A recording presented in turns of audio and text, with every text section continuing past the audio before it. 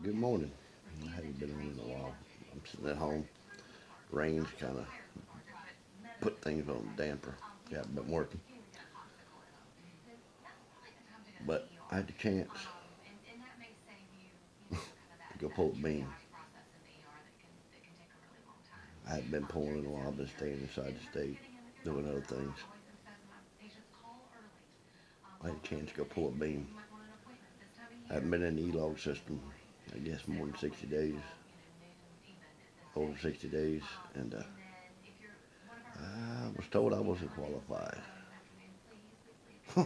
Imagine that. You can't make one exception. I'm not qualified. Man, I'm going to say this to the person that said I wasn't qualified. Nah, I'm not. I'm a better person than that. Because if a little computer tells me I've been out for more than 60 days, that I can't pull one beam one time to help somebody out, I'll have you know, well, I'm more than qualified. You could have made an exception, but you didn't. That's okay. But I just don't understand it. You can't make me understand. But I just want to say this, and I kind of ain't been on in a while. Kind of staying inside the state of Alabama. Roll Tide.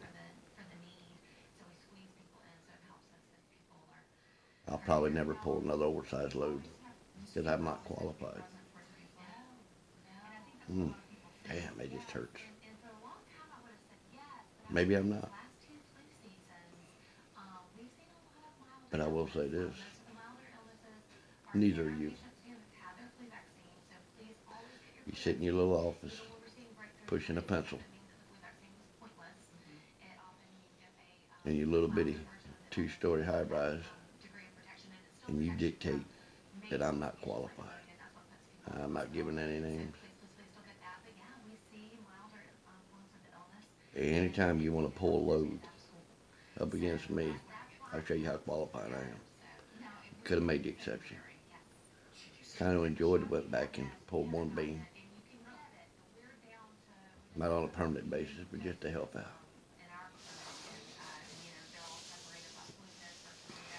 But you sit up there in that office and you push that pencil, dictating.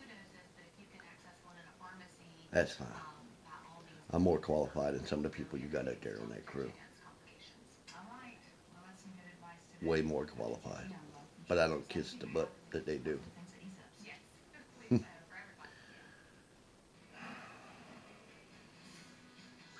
I just, I just don't understand what you were thinking. You could make one exception, one day. That's all right. It was handled. I'm a better man for it. I just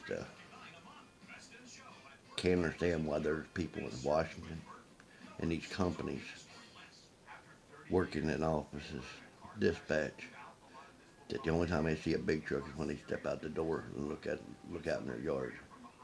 They wouldn't have a clue what it takes to be a truck driver. They're dictating rules and regulations against people that's got the experience. They're saying what's safe and what's not safe. And they don't have a clue as to what kind of job we do. They wouldn't have a clue of how to shift a gear. They wouldn't have a clue what it is to run 14 hours a day with little sleep. Because it kills them on their 9 to 5 job because they're so tired when they get home. They just can't do nothing.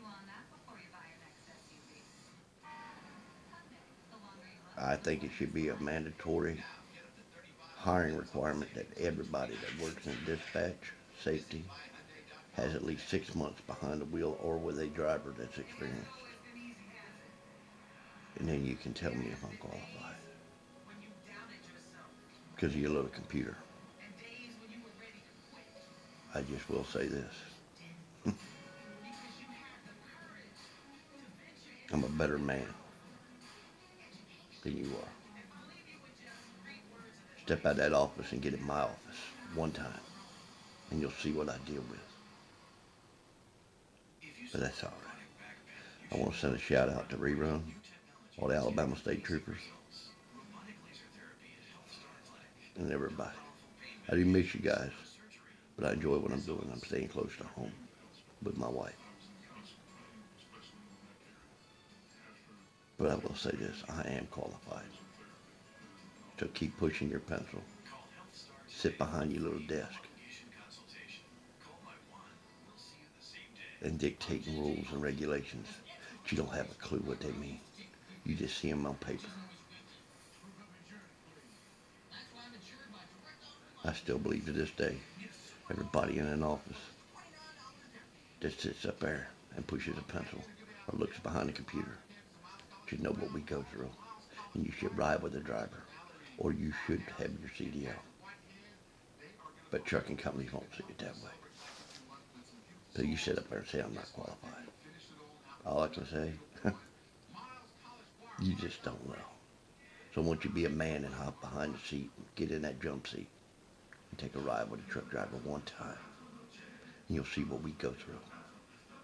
And these pencil pushing lawyers saying that we're not qualified, that we cause wrecks, that our big trucks are killers. Maybe you get out of your lazy asses out of your office and get up in a big truck. And you'll see what we deal with the four-wheelers and everybody out there that can't drive. And you're so willing to sue us. So listen here, Buttercup. Sit behind your desk. But understand this, I am qualified. So be a man. Put your pencil down. Turn off your computer. And go get one of them trucks in your yard. And take a ride with the driver. Are you scared? I'd say. Open the door to one of them big trucks and sit up in the cab.